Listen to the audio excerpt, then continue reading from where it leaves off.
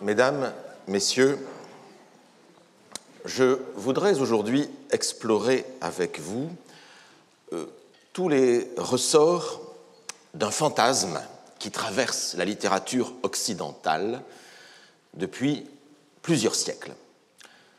Le fantasme du manuscrit perdu. Alors pourquoi l'appeler un fantasme ? Pourquoi ne pas l'appeler simplement un imaginaire ? Pourquoi ne pas y voir simplement un ensemble d'images autour de la figure du manuscrit perdu ? Eh bien, parce que le manuscrit perdu, au-delà des images, est surtout l'objet d'un désir. Un désir qui produit un imaginaire. Et c'est à cette source d'un désir que je voudrais vous convier. Le désir de l'œuvre, ce désir qui s'incarne précisément dans l'objet manuscrit.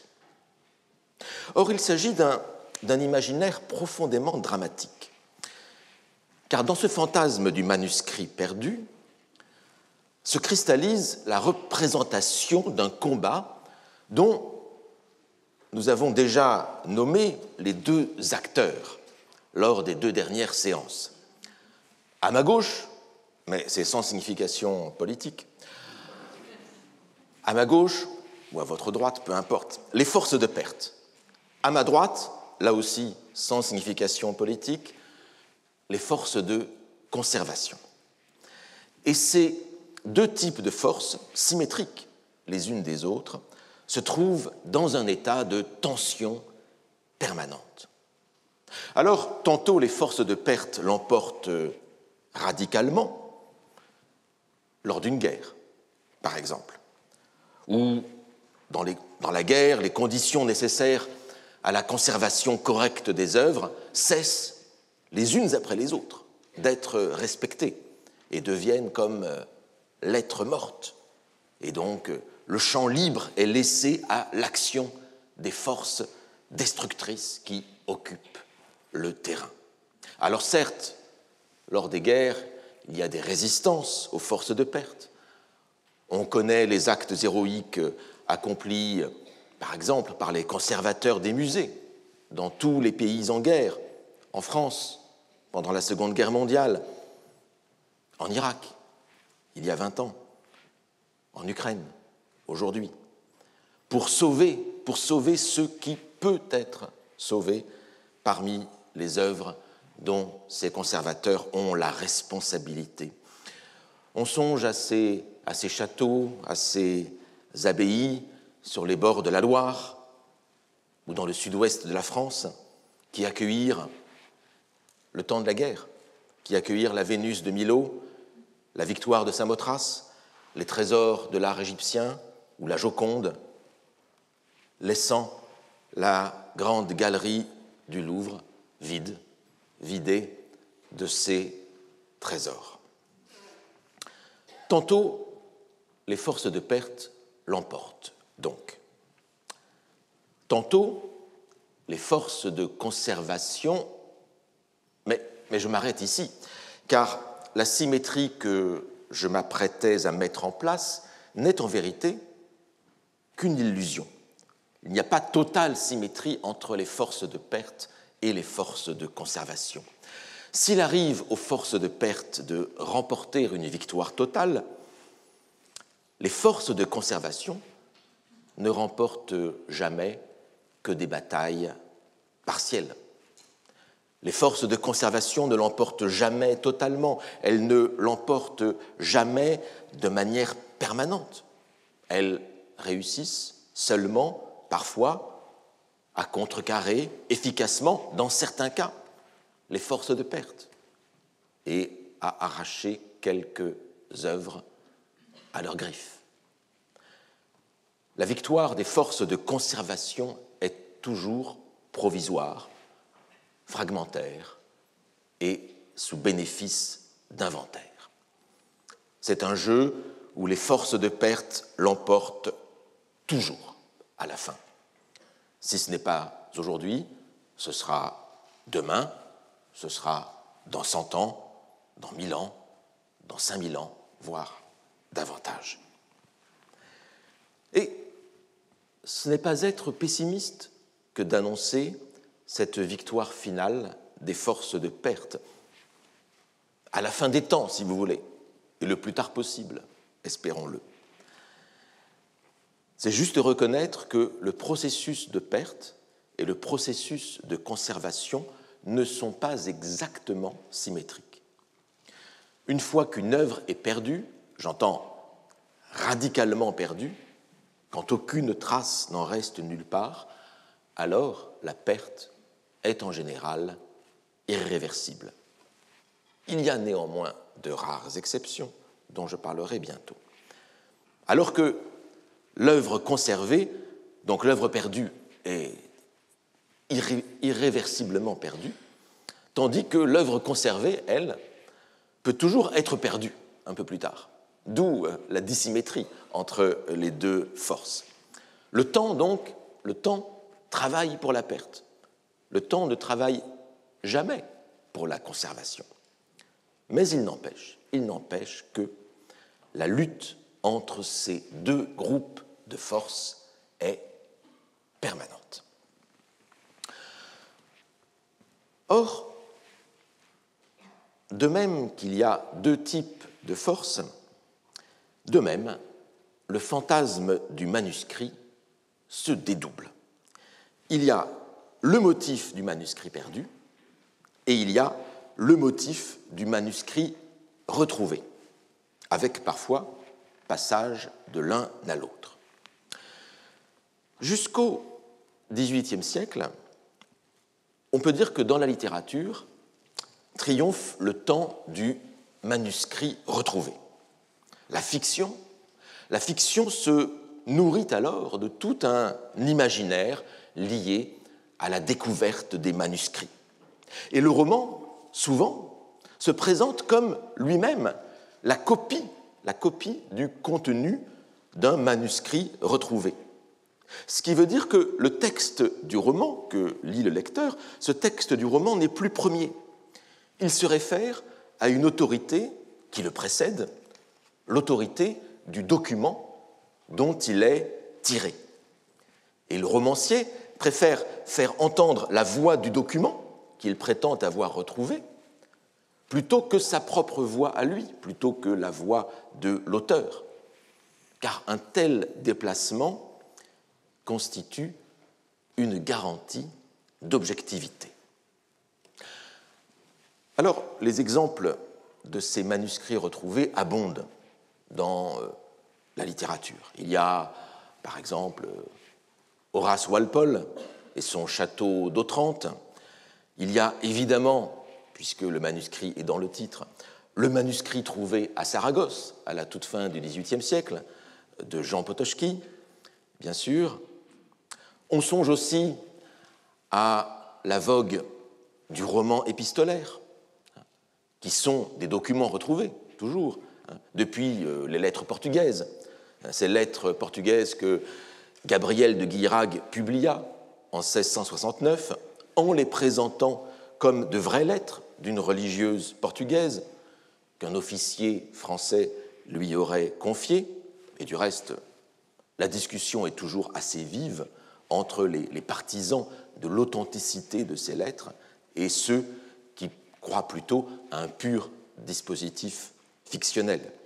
On pense aux Liaisons dangereuses de Chodalot de Laclos, et puis, bien sûr, au grand roman épistolaire, le chef-d'œuvre du genre au XVIIIe siècle, en tout cas celui qui a été le plus grand succès de la librairie française, Julie ou la Nouvelle Héloïse, de Jean-Jacques Rousseau.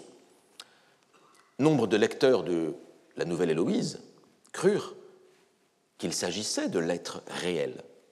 Et ils écrivirent à Rousseau pour demander des nouvelles des personnages. On songe bien sûr aux souffrances du jeune Werther, bien, de Goethe. Et on songe bien sûr plus anciennement, en dehors du roman épistolaire, mais dans ce motif du manuscrit retrouvé, on songe naturellement au grand, à l'immense modèle du Don Quichotte de Cervantes, ce Don Quichotte que l'auteur est supposé traduire de l'arabe en castillan à partir d'un manuscrit trouvé de Cide Ahmet Benengeli. Et donc, ce dispositif narratif du manuscrit trouvé, il est partout présent. Et il est encore exploité même par le plus célèbre roman italien du XIXe siècle, Les fiancés de Manzoni, I Promessi Sposi, qui paraissent en 1827. Alors pourquoi le recours à un tel dispositif narratif du manuscrit trouvé? Eh bien, entre autres, parce que c'est une manière de légitimer la fiction en prose. De légitimer la fiction en prose en un temps où le genre du roman ne bénéficiait pas toujours de la dignité nécessaire. Je vous rappelle qu'on était alors, rappelons-le, donc, au temps non pas de la littérature, au sens moderne du terme, c'est-à-dire au temps de l'autonomie souveraine de la création artistique individuelle, mais on était au temps des belles lettres. Les belles lettres, c'est-à-dire qu'on était sous un régime d'écriture qui classait dans le même ensemble des choses que maintenant, sous le régime de la littérature, nous avons plutôt tendance à séparer. La poésie, l'histoire, les contes, la philologie. L'artifice du manuscrit trouvé permettait ainsi d'inscrire de manière formelle les romans, même les plus fantaisistes, dans un cousinage bienvenu avec des traités sur les médailles ou bien avec des éditions ou des traductions de textes anciens. Vous vous rappelez peut-être, vous n'étiez pas là physiquement, mais vous avez peut-être vu les séances en ligne, que l'an dernier, nous avions vu comment le catalogue de la bibliothèque palatine à Parme, un catalogue réalisé au XVIIIe siècle, reflétait physiquement, dans l'organisation des livres, reflétait physiquement cette organisation des savoirs et des écrits typiques du régime des belles-lettres, en faisant voisiner la poésie, les traités sur les médailles, les inscriptions, etc. L'organisation physique de la bibliothèque reflétait quelque chose de tout à fait différent du régime littéraire sous lequel nous vivons actuellement. Mais si ce cliché romanesque du manuscrit retrouvé relève d'une structure intellectuelle qui était alors prégnante, à savoir une organisation particulière des savoirs, une organisation particulière des savoirs et des arts, il ne faudrait pas négliger le fait que ce cliché romanesque correspondait aussi à une réalité historique. L'humanisme de la Renaissance s'était fondé en grande partie sur la recherche et sur la découverte effective de manuscrits anciens oubliés, des manuscrits oubliés dans les bibliothèques des monastères. Cet humanisme de la Renaissance s'était fondé aussi sur l'arrivée en Europe occidentale de manuscrits grecs apportés par les érudits byzantins après la chute de Constantinople.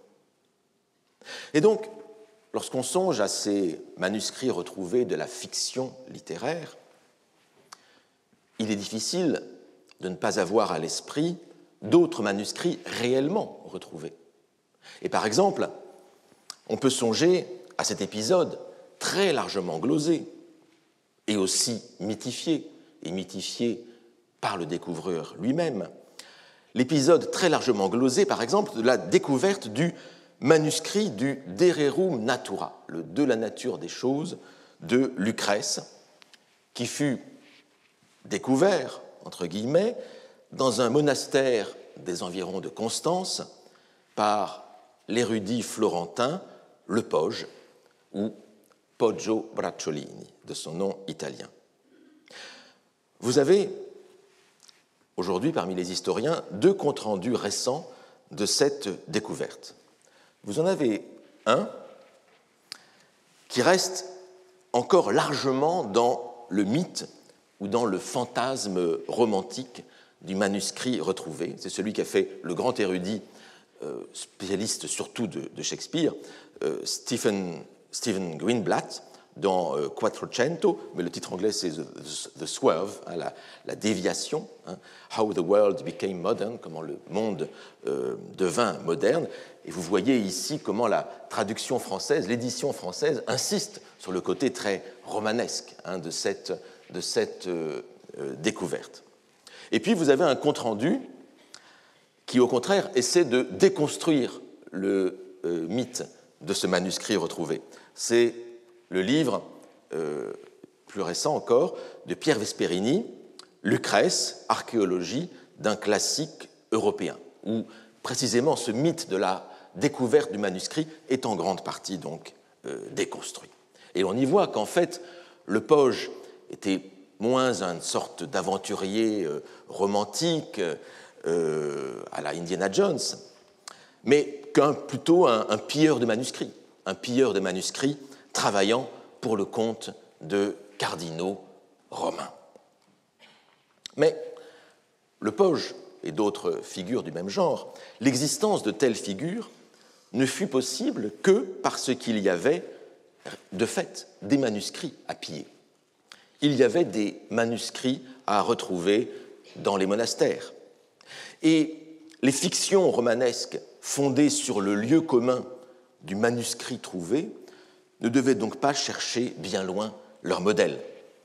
Tout le projet de la Renaissance s'était fondé en effet sur l'idée de la restauration, de la restitution des lettres antiques à partir de textes retrouvés, à partir de manuscrits redécouverts ou parfois plutôt nouvellement exploités. Mais revenons à nos romans de manuscrits trouvés. Jusqu'au début du XIXe siècle, le manuscrit trouvé sert surtout, comme on l'a vu, d'artifice narratif, d'artifice énonciatif. Mais au XXe siècle, on change de système. On passe, je vais être un peu pédant, on passe du rhématique, hein, ce qui relève de l'énonciation ou du discours, on passe du rhématique au thématique. Et la découverte du manuscrit devient l'enjeu de l'intrigue elle-même. L'intrigue tourne autour de la découverte du manuscrit. Le manuscrit n'est plus le cadre même du roman. Alors, ici, les œuvres sont absolument innombrables. Je ne vais pas citer, sauf par prétérition, le roman de Paulo Coelho intitulé précisément « Le manuscrit retrouvé ». Mais je ne pouvais pas ne pas le citer, puisque à cause du titre. Mais je préfère citer, par exemple, le premier roman d'Alain Nadeau, disparu précocement, il y a pas quelques années. Alain Nadeau qui se fit connaître par son archéologie du zéro en 1984, qui raconte la découverte de documents archéologiques concernant une secte antique d'adorateurs du zéro. Et vous retrouvez ce cliché du manuscrit retrouvé dans la littérature, qu'on pourrait dire la littérature policière érudite. Une littérature de plus ou moins grande consommation, d'une plus ou moins grande ambition littéraire et intellectuelle. Ça va d'Umberto Eco, pour ce qu'il y a de mieux, jusqu'à Dan Brown, pour ce qu'il y a de... Je vous laisse terminer. En passant par Arturo Pérez Reverte, et tout cela regorge de manuscrits retrouvés.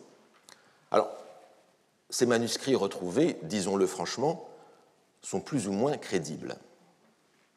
Je vais vous prendre un exemple extrême, mais extrême dans le ridicule et dans l'invraisemblable.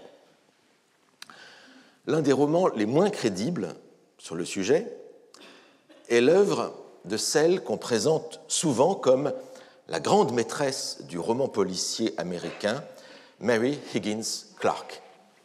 Ce roman s'intitule « The Lost Years », il est paru en 2012, traduit sous le titre « Les années perdues », donc, et vous voyez ici le manuscrit retrouvé, donc, qui se casse pour laisser apparaître une figure féminine. Et en effet, de quoi s'agit-il dans ce roman qui se passe à New York ?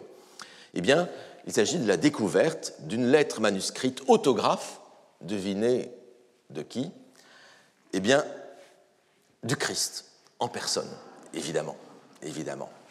Et cette lettre autographe du Christ, qui, comme vous savez, dans l'Évangile n'a jamais rien écrit, sauf quelques signes sur le sable, eh bien, cette lettre manuscrite autographe, elle a été volée, comme de bien entendu, là où se trouvent toutes les lettres du Christ, à la Bibliothèque Vaticane.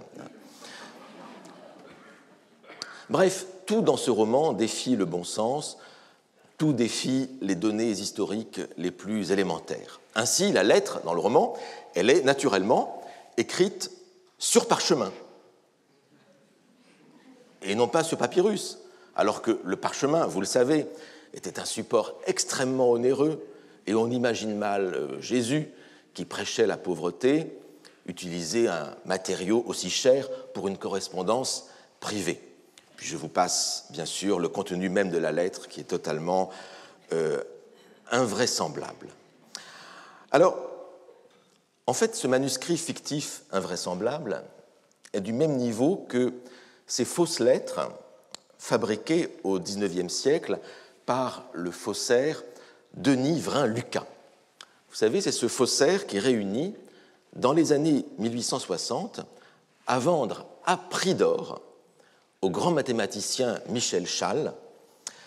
Il réussit à lui vendre des lettres prétendument autographes. Alors d'abord, ça a commencé par des lettres assez vraisemblables, de Molière, de Racine, de Pascal. Cela passe encore. Et ensuite, eh bien, face à la demande insatiable de Michel Chasles, Vrain-Lucas s'est enhardi, et après, ces lettres ont été signées de Pythagore. Ce sont des lettres d'Alexandre le Grand à Aristote, de Lazare le ressuscité à Saint-Pierre, de Cléopâtre à Jules César, de Vercingétorix, et toutes ces lettres, attention, toutes ces lettres écrites dans un ancien français de fantaisie. Alors Vrain-Lucas fut ensuite arrêté pour escroquerie, finalement, cela eut une fin, mais non pas parce que Michel Chasles commençait par se douter d'avoir été trompé, et de belle manière tout de même, mais parce que Vrain-Lucas lui avait promis des milliers d'autres lettres, et ces milliers d'autres lettres ne venaient pas, et Chasles redoutait que son fournisseur ne les vendît à l'étranger et le privât de tous ses trésors. Il y eut un procès.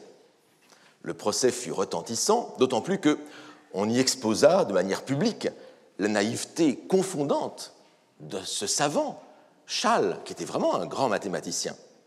Alors, je vous rassure tout de suite, Michel Chasles, quoique grand mathématicien, n'était pas professeur au Collège de France. Donc, l'honneur de la maison est sauf. Vrain-Lucas fut condamné à quelques années de prison. Il sortit de prison, il récidiva, il écopa encore d'autres années de prison, puis il fut libéré et il s'installa comme libraire de livres anciens à Châteaudun. Alors, je vous avoue que personnellement, même après que Vrain-Lucas eut purgé ses peines de prison, je crois que je n'aurais pas été très rassuré à l'idée de faire partie de sa clientèle. Je pense que Vrain-Lucas avait vraiment le démon de la forgerie chevillé au corps. La plupart des faux de Vrain-Lucas furent détruits après le procès, mais certains toutefois furent versés en témoignage à la Bibliothèque nationale de France. Vous les trouvez sur Gallica, il y a comme ça quelques centaines de feuillets de lettres de toutes sortes, tout à fait invraisemblables. Mais voici, par exemple, ce billet de laissez-passer délivré par Vercingétorix au jeune et futur historien gallo-romain qui était né à Vaison-la-Romaine, Trogue Pompée. Alors, vous n'avez pas besoin d'avoir les compétences de mon collègue papyrologue Jean-Luc Fournet pour déchiffrer ce manuscrit. Vous n'avez pas besoin de savoir le grec, ni le latin, ni le gaulois. Je vous lis ce manuscrit. J'octroie le retour, j'octroie avec un Y tout de même, hein, quand même c'est Vercingétorix, j'octroie le retour du jeune Trogue Pompée, ou Pompins, auprès de l'empereur Jules César, Jules César qui n'était pas empereur, hein, peu importe, mais à l'époque, peu importe, auprès de l'empereur Jules César, son maître, et ordonne à ceux qui ces lettres verront le laisser passer librement et l'aider au besoin. Signé Vercingétorix. Et je crois que ce n'aurait pas été moins crédible si cela avait été signé Astérix ou Obélix. Bon, toute cette histoire de faussaire, quand même assez étonnante, pour vous dire que certains romans policiers de la fin du XXe siècle ou du début du XXIe siècle, qui exploitent le lieu commun du manuscrit retrouvé, comme celui de Mary Higgins Clark, que je vous ai cité, reposent en vérité sur de prétendus documents qui ne sont pas beaucoup plus vraisemblables que les faux tellement grossiers de Vrain-Lucas. Et cela, quand même, cela mine l'effet de réel que l'on attend, même dans un roman policier. Alors, le modèle de tous ces romans plus ou moins policiers érudits du XXe et du XXIe siècle, eh bien, le modèle, ce sont surtout les fictions de Jorge Luis Borges. C'est Borges qui réinventa au XXe siècle le topos du manuscrit trouvé, mais avec une toute autre signification qu'au XVIIe et au XVIIIe siècle. Non pas pour accroître la crédibilité d'une fiction, comme sous l'Ancien Régime, mais pour proposer une expérimentation de type métaphysique, de type philosophique. Le manuscrit ou le texte retrouvé est le document qui permet à Borges d'introduire dans notre univers le coin d'un autre univers, d'un univers parallèle, en créant par ce biais, chez le lecteur, un sentiment de malaise, un sentiment d'incertitude typique de la littérature fantastique. Et on peut songer en particulier à la nouvelle Tlön Uqbar Orbis Tertius, que j'ai déjà citée ici, qui ouvre le recueil fiction et qui est caractéristique de ce fonctionnement du manuscrit qui introduit un autre monde dans notre monde, puisque le narrateur, dans cette nouvelle, découvre quelques pages supplémentaires, inédites, dans une encyclopédie, et c'est tout un monde nouveau qui s'introduit alors dans notre monde, et de manière un petit peu inquiétante. Mais, un peu avant Borges, le romancier américain de fantastique, H.P. Lovecraft, avait eu recours au même stratagème, en imaginant un grimoire démoniaque retrouvé. Il s'agissait du Necronomicon, prétendument écrit par le poète arabe fictif Abdul al-Hazred, excusez-moi pour la prononciation, sous les califes omeyyades au 8e siècle. Et ce Necronomicon est mentionné dans plusieurs nouvelles de Lovecraft dans le cadre de son mythe de Cthulhu. Et le plus intéressant dans cette histoire, c'est qu'à la suite de Lovecraft, de nombreux auteurs de littérature fantastique réutilisèrent et réutilisent encore aujourd'hui le motif de ce grimoire. Et ce grimoire, le Necronomicon, est devenu ainsi un mythe littéraire indépendant de son créateur originel. Et puisque ce livre n'existait pas, eh bien, il fallut l'inventer.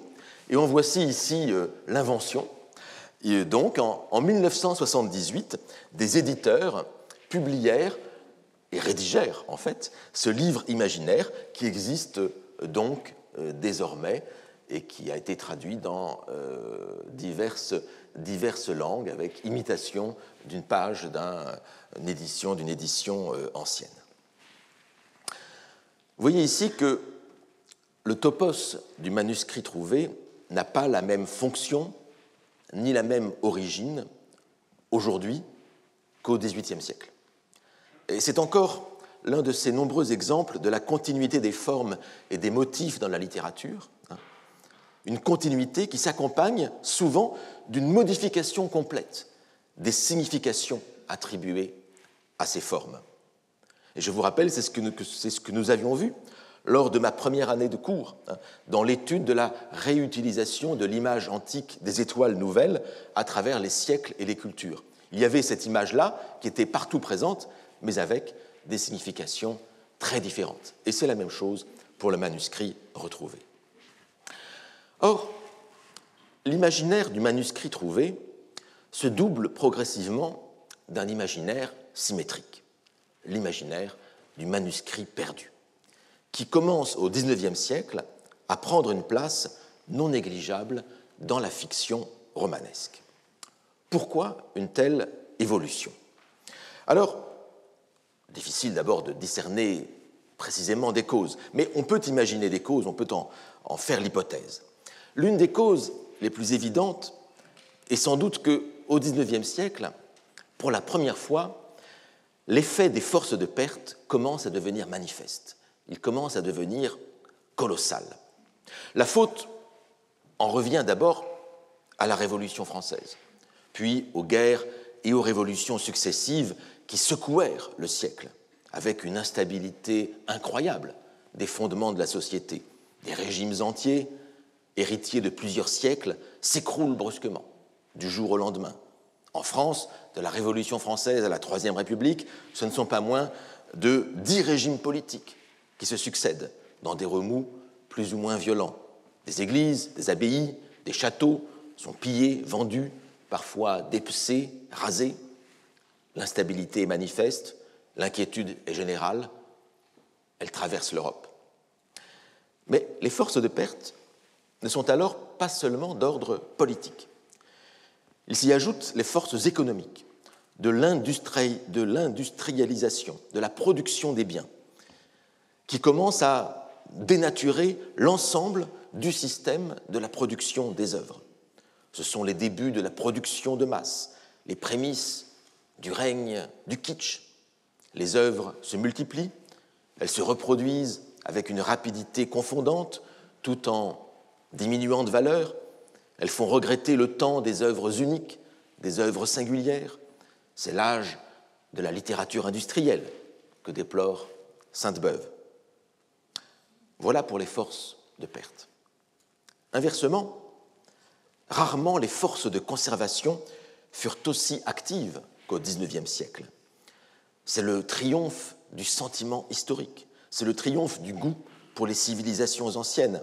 C'est, comme on l'a déjà vu dans une séance précédente, c'est l'apparition de l'histoire de l'art, de la littérature, l'histoire de la littérature entendue comme une histoire des changements successifs des paradigmes esthétiques. Pour la première fois, le goût devient historique. On fonde le musée du Louvre, on fonde de nombreux autres musées. Je vous renvoie ici à l'enseignement qui a été dispensé par Bénédicte Savoy sur la création des musées. La puissance évidente des forces de perte fait apparaître alors l'urgence d'organiser les forces de conservation. En musique, en littérature, dans les arts en général, pour la première fois, on se met à apprécier des œuvres qui datent de jadis, d'autrefois.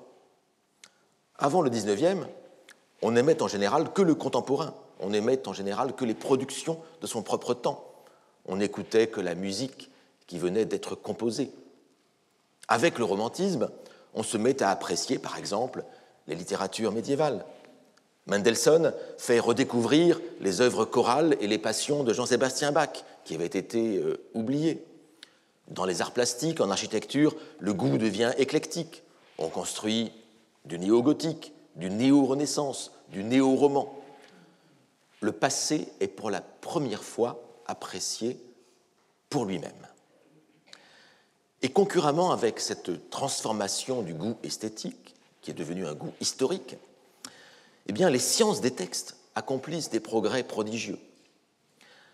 Jamais, sans doute, la philologie, et en particulier la philologie classique, n'atteindra les sommets de savoir auxquels parvint la philologie du XIXe siècle, et en particulier la philologie allemande, celle qui s'est développée dans les universités de recherche fondées sur le modèle promu à Berlin par le philosophe et linguiste Wilhelm von Humboldt.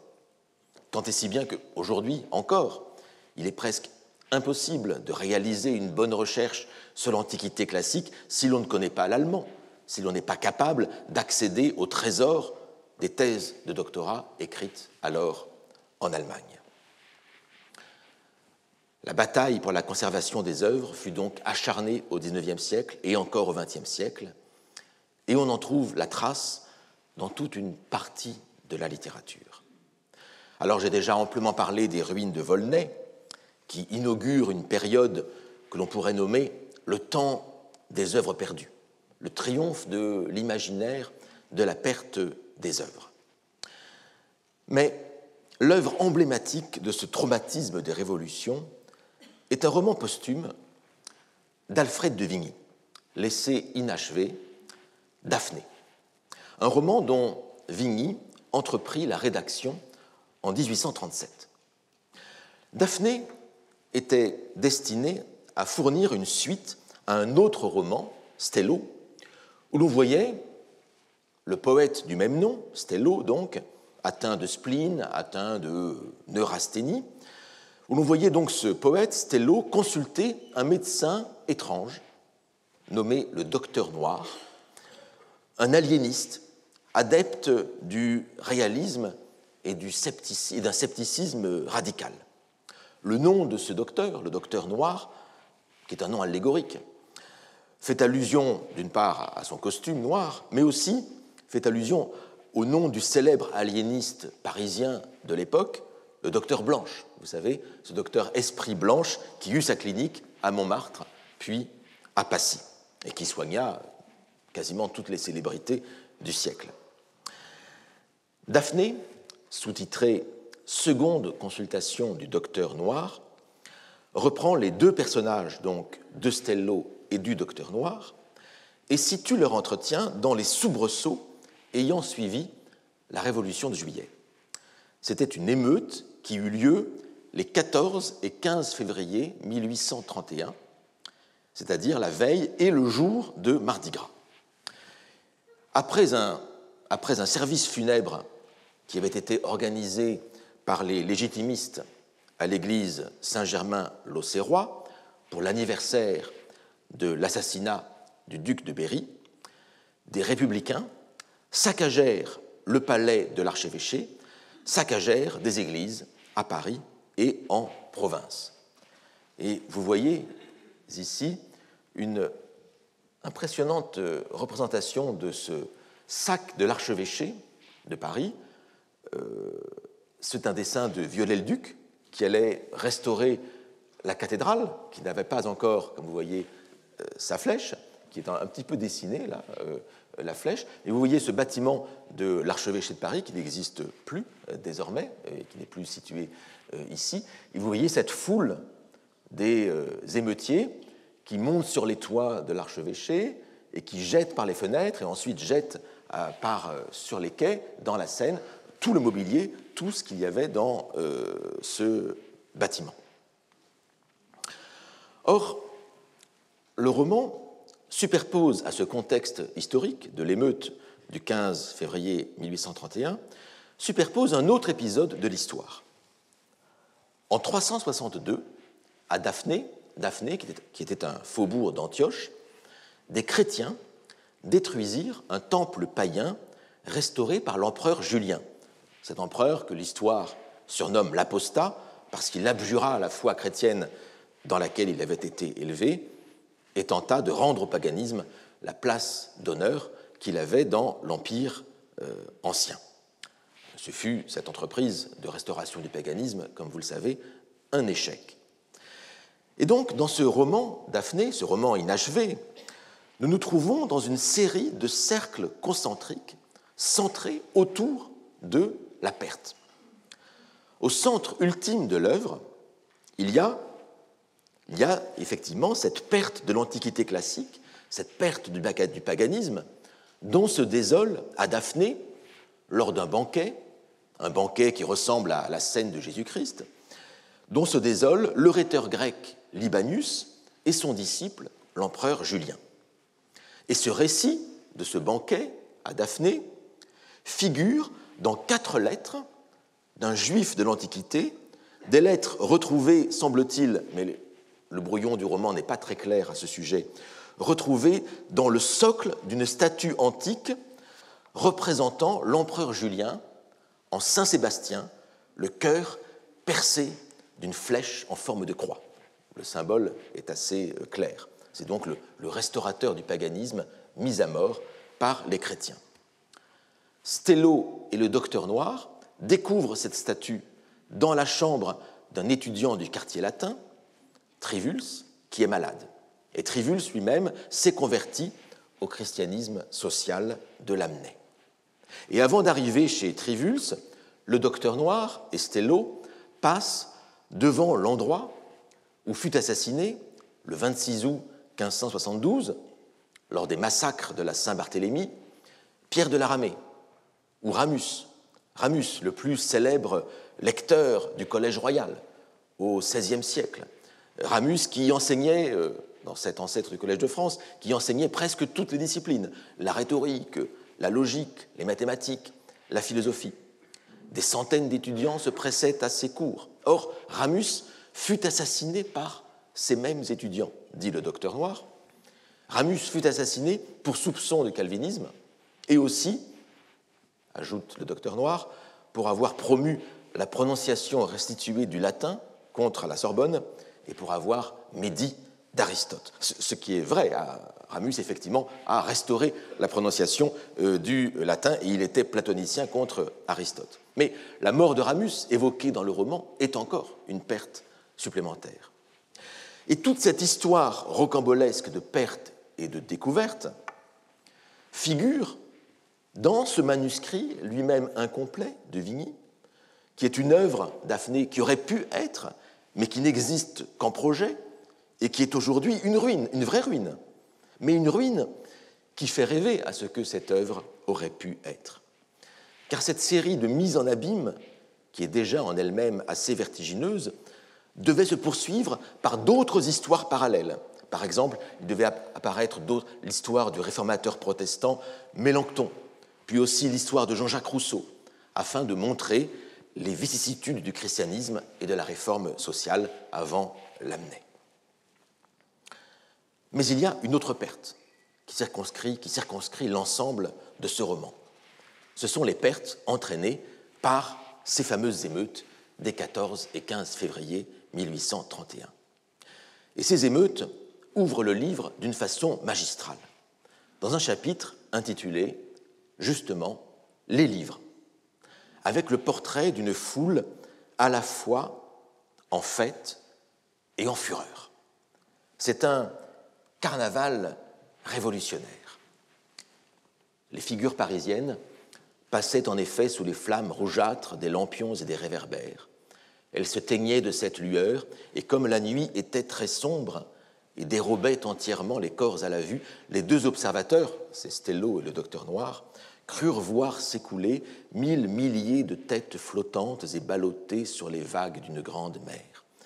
Sur ces figures énergiques mais usées, vives mais pâlies, la tristesse et l'insomnie, la sagacité, la défiance et la ruse se lisaient au premier regard. Chaque front portait quelque empreinte de ce découragement remuant d'une population sans joie et sans mélancolie, vigoureuse d'action, incertaine de ses vouloirs, abreuvée et saoulée d'idées et d'émotions, jusqu'à en perdre le goût et jusqu'à ne plus sentir poison ni contre-poison. Comme tous s'en allaient au plaisir, lentement et tristement. Alors, voilà la stupidité et la force des foules, semble dire Vigny, dans une sorte de dernier sursaut d'aristocratisme. Mais arrive après cette description assez belle, me semble-t-il, arrive la scène étonnante, la scène à la fois populaire et cauchemardesque, de destruction des livres de la bibliothèque de l'archevêché. Alors la scène est un peu longue, je vais la lire en entier, parce qu'elle est vraiment assez incroyable. Mais lorsque les deux inséparables parvinrent au bord de la rivière, ce fut là qu'ils trouvèrent la joie franche. Et qu'en s'approchant, il leur fut facile de démêler la cause des rires âcres, rudes, convulsifs, inextinguibles qu'ils entendirent. Des enfants et des femmes tiraient de l'eau des livres déchirés et des manuscrits souillés et mutilés par la fange, le plâtre et le sable. Des hommes à qui ils les passaient les rejetaient par plaisir au milieu du fleuve, et quand on voyait dans la nuit ces livres faire jaillir une petite lueur et s'engloutir, c'étaient de grands cris de joie. L'un de ces hommes, vêtu d'une blouse grisâtre, y mettait plus d'ardeur que les autres et jouait ce jeu avec une sorte de haine sérieuse et réfléchie dont les deux observateurs s'étonnèrent. Ils s'approchèrent et le contemplèrent. Il était petit, musculeux, mais pâle et maigre, et roulant autour de lui des yeux défiants sous des tempes creusées. 3 jeunes garçons se jouaient avec des torches à côté de lui et s'amusaient à faire sécher des gravures coloriées et des dessins inconnus que l'homme à la blouse poussait ensuite du pied et faisait glisser dans la boue jusqu'à la rivière. « Voyons ce qu'il fait ainsi rouler sous ses sabots, dit le noir docteur, et il se baissa pour prendre un des grands parchemins.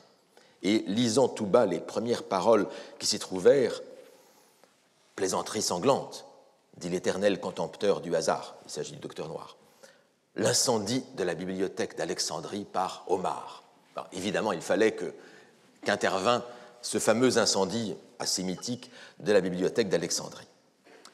Mais le récit continue. « En voici un, dit l'ouvrier en ricanant, dont j'ai déjà déchiré la moitié. Voulez-vous le reste? Cela vient de l'archevêché. » Le docteur Noir fut un instant sans répondre parce qu'il cherchait dans les traits de cet homme s'il avait dans les veines le sang des Arabes ou celui des Huns. Puis, sortant de sa distraction tout d'un coup, « C'est encore trop gros, dit-il. Vous pouvez en déchirer encore un peu pour rallumer les lampions qui s'éteignent. »« Oui, dit l'homme. Vous faites l'indifférent pour l'avoir tout entier, mais non pas. Encore une poignée de paroles, dit-il, à la rivière. » Et il fit sauter les lettres grecques de la main la plus vigoureuse qui jamais ait découpé en pièces les feuilles d'un livre méprisé et sublime. « À nous deux, dit le noir docteur avec un sang-froid plus hardi que jamais. « Il croit nous faire peine, poursuivait-il en regardant Stello, comme si personne ne pouvait savoir mieux que nous l'inutilité des idées dites ou écrites. À nous deux, l'ami. Déchirons et noyons les livres, ces ennemis de la liberté de chacun de nous, ces ennemis du loisir, qui prétendent nous forcer de penser, choses odieuses, fatigantes et maudites, nous forcer de savoir ce que l'on a senti avant nous et nous faire croire que l'on gagne quelque chose à se connaître. Fi donc, nous sommes bien au-dessus du passé à présent. » Et vous reconnaissez cette formule que commente Eliot, les écrivains du passé sont loin de nous, mais nous sommes au-dessus du passé, rajoute Eliot, parce que ces écrivains du passé sont ce que nous savons. C'était rappel de la séance de la dernière fois. Mais la scène continue, après ce discours étonnant du docteur Noir. Ici, l'homme ne comprit plus. Et quand il vit le docteur arracher lui-même des feuilles et les jeter à l'eau, il resta stupéfait. « Prenez le reste, si vous voulez, dit-il, et pour quelques pièces d'argent, il lâcha les manuscrits, ses ennemis, comme un os sur lequel il n'avait plus de joie à mordre. « Après tout, dit-il, en haussant les épaules et regardant ses 3 enfants, qu'est-ce que ça nous fait, à nous? Nous ne savons pas ce qu'on veut, mais nous savons bien ce qu'on nous ôte. Tiens, Paul, voilà l'argent, va jouer avec ça. Ne t'inquiète pas de demain, va, tous les jours j'ai à recommencer, j'y suis habitué, va jouer. Va avec tes frères, va, Paul. Messieurs, je me nomme Jean Loire, ouvrier tourneur. » Et il s'en alla sans saluer. Les 3 enfants laissèrent s'éloigner leur père et vinrent apporter à Stello le reste des parchemins qui volaient sur les pavés. Ils coururent à lui, dès qu'ils le virent, les bras ouverts et le cœur en confiance, sans savoir pourquoi. Et sans savoir non plus, ils firent le tour du docteur Noir à quelques pieds de distance, comme on s'éloigne d'un feu trop ardent.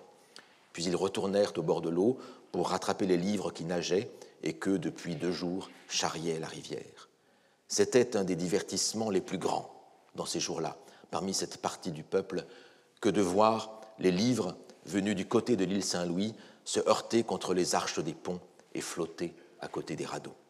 Rien n'eût pu remplacer ces joies de la destruction et le sourire de la victoire sur le visage de la plupart des spectateurs semblait poursuivre les ombres des immortels qui avaient passé les courtes heures de leur vie à léguer leurs pensées et leurs adieux aux ingrats qui les faisaient périr une seconde fois.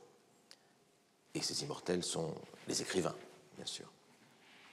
Ce sont des pages magnifiques, émouvantes, où ce qui est intéressant, c'est que même le peuple, présenté pourtant comme sauvage et barbare, même le peuple fait preuve d'une dignité absolue avec cet ouvrier Jean Loire. Et le docteur Noir, dans cette scène étonnante, est fidèle à sa méthode qu'il utilise dans plusieurs endroits du roman et dans Stello, fidèle à sa méthode de pousser à leur paroxysme les illusions ou les obsessions de ses patients afin d'en dévoiler l'incohérence, afin de dévoiler leur caractère dérisoire. Et c'est ainsi qu'il agit avec l'ouvrier Jean Loire, comme avec Stello, comme avec l'étudiant Trivulus. Scène donc admirablement peinte de ces livres dérivant sur la scène avant de sombrer.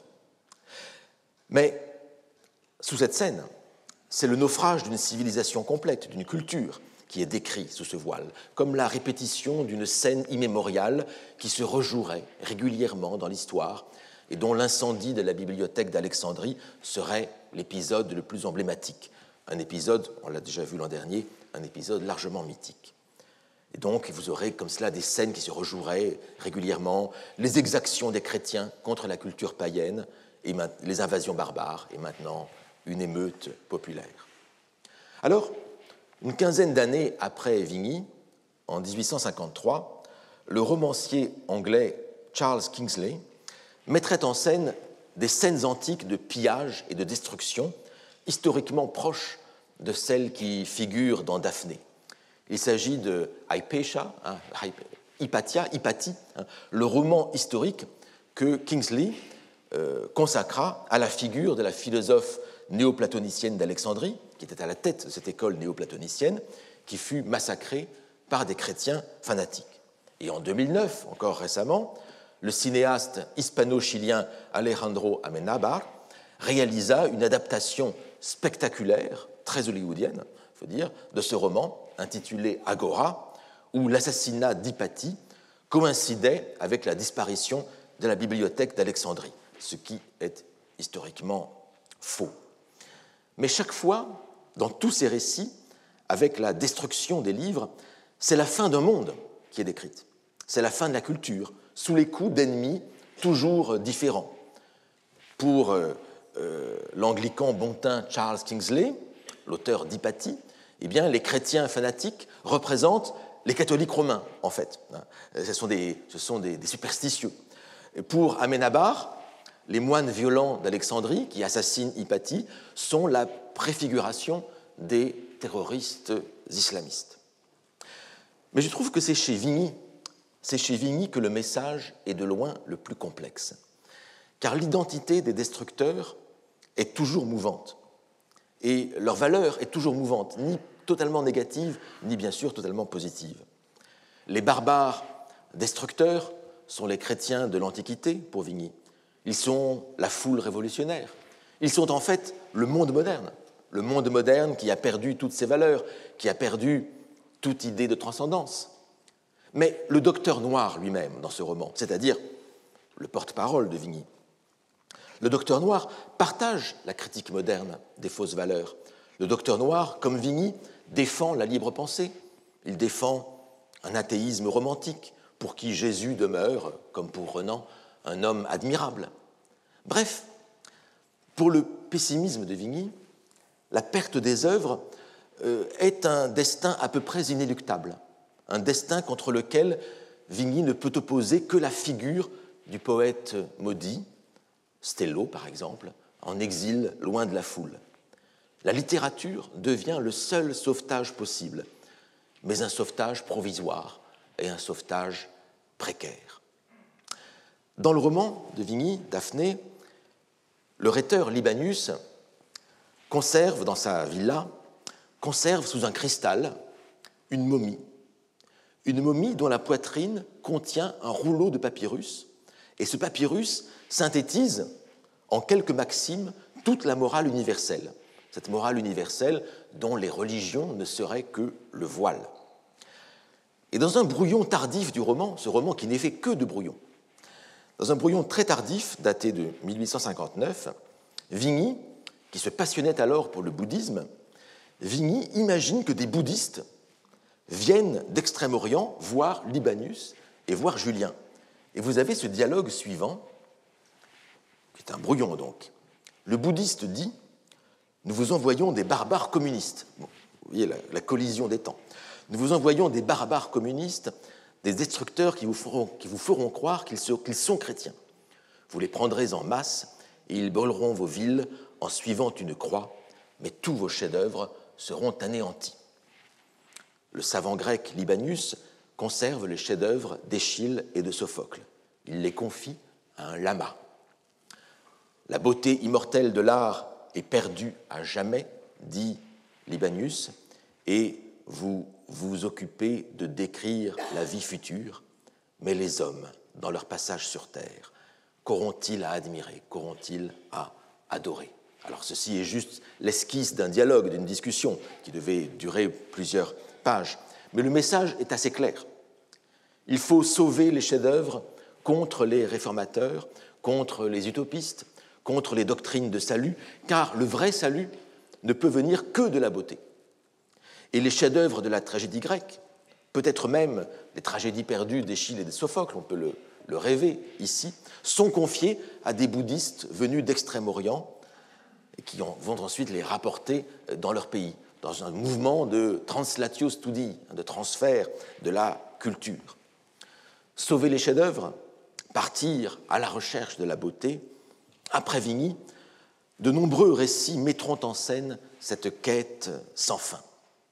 Et donc, c'est à la recherche du poète maudit, du poète disparu, à la recherche de ces manuscrits que partent les héros de toute une série d'œuvres des XIXe et XXe siècles qui forment, toutes ensemble, comme une quête collective des manuscrits perdus, qui forment comme un éloge des pouvoirs de la littérature. Et le motif de l'œuvre précaire subit ainsi une seconde altération, un second déplacement. Au début du XIXe siècle, on était passé du manuscrit retrouvé au manuscrit perdu. À la fin du XIXe siècle, on part en quête de ce manuscrit perdu.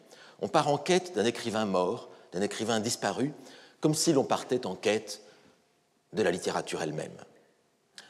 L'œuvre fondatrice, ce sont les papiers d'Aspern, des Aspern Papers de Henry James, ce bref roman, cette longue nouvelle, parue en 1888.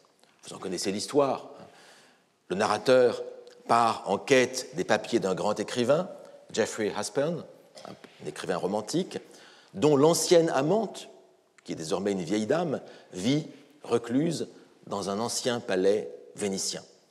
Le narrateur fait la cour à la nièce de cette vieille dame pour pouvoir accéder à ces papiers, mais l'existence de ces papiers est elle-même sujette à caution. Finalement, il essaie de voler les papiers, la vieille dame meurt, la nièce propose le mariage au narrateur, celui-ci hésite, parce que ce n'est pas vraiment le mariage idéal, mais il se demande s'il va sacrifier sa vie pour obtenir des documents dont l'existence est encore hypothétique, et quand il se décide finalement, la nièce lui annonce qu'elle vient de brûler une à une les lettres du grand écrivain. Le manuscrit perdu reste donc inaccessible. C'est un idéal que l'on ne parvient jamais à réaliser, pour lequel on n'est jamais prêt à faire le sacrifice nécessaire. Et James prit pour ce roman, prit pour base de l'intrigue, l'histoire réelle des lettres du poète Shelley à Mary Shelley, sa femme, ces lettres qui furent conservées jusqu'à sa mort par la belle-sœur de Mary Shelley, et qui était aussi l'amante de Byron, Claire Clairmont, qui mourut très très tard, en 1879, à l'âge de 80 ans.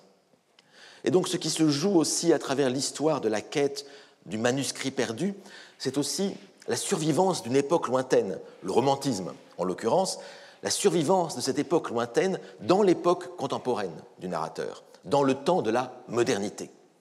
C'est la collision des temps qui fait ainsi l'objet d'un paradoxe vertigineux. Alors ces papiers d'Aspern eurent une postérité considérable. à travers le motif de la quête de l'œuvre disparue, de l'auteur disparu, du temps disparu, en particulier à la fin du XXe siècle et au début du XXIe siècle où nous nous trouvons. Il n'y a plus de manuscrits à retrouver, mais il y a surtout un auteur disparu sur lequel porte l'enquête. Et pour conclure, je mentionnerai brièvement quelques exemples de ces quêtes de l'auteur disparu. La plus paradoxale est sans doute, en 1983, le stade de Wimbledon, du romancier italien Daniele Del Giudice. Ici, le narrateur part en quête non pas d'un manuscrit perdu, mais d'un écrivain qui n'a pas écrit et qui a existé, un éditeur, Roberto Basleni. Et donc c'est une enquête autour de cet écrivain. Il n'y a pas de manuscrit, il y a seulement des témoins d'un autre temps que rencontre le narrateur. Un autre romancier multiplie les quêtes d'écrivains. Il s'agit de romancier chilien Roberto Bolaño.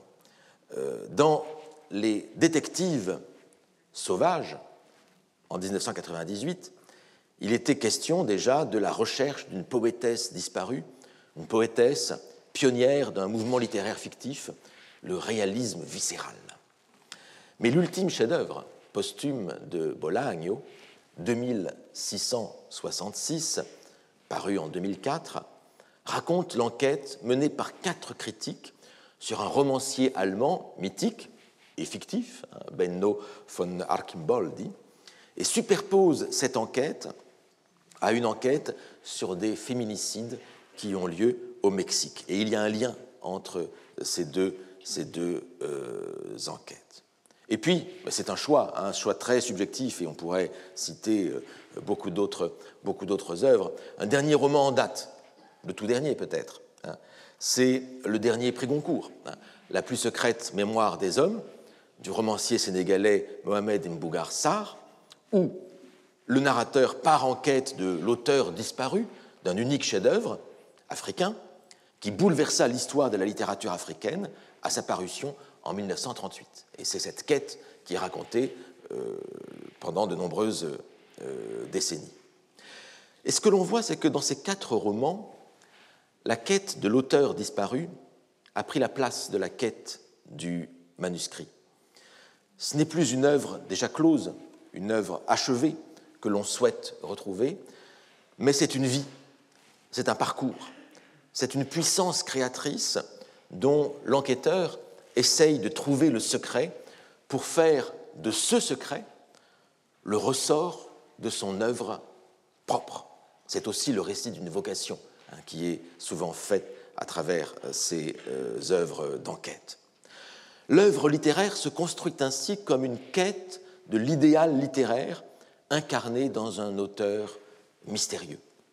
Le roman se lit ainsi comme le processus même de la quête littéraire, une quête autoréalisatrice, le récit d'une vocation, le récit d'une initiation, et non pas comme un témoignage extérieur sur cette quête, comme c'était encore le cas dans les papiers d'Aspern. Parce que dans les papiers d'Aspern, le narrateur reste à la fin un simple critique. Il ne devient pas un écrivain, à proprement parler. Ainsi vont donc les métamorphoses de l'œuvre perdue. Depuis le manuscrit retrouvé ou perdu, jusqu'à la quête de l'écrivain disparu et jusqu'à la quête de la littérature elle-même. Le motif du manuscrit perdu reflète ainsi, dans son évolution, une vision fantasmatique de l'histoire de la philologie, une vision fantasmatique de l'histoire de la littérature, de l'histoire culturelle et politique en général, comme si l'œuvre perdue était le réceptacle de tous les désirs, le réceptacle de tous les manques. L'œuvre perdue est le fantasme d'une époque qui veut croire, encore et toujours, envers et contre tout, aux promesses de la littérature et de l'écriture. Alors, de cette œuvre perdue, est-ce que nous finirons un jour par faire la typologie que j'ai promise ? Réponse, la semaine prochaine. Je vous remercie.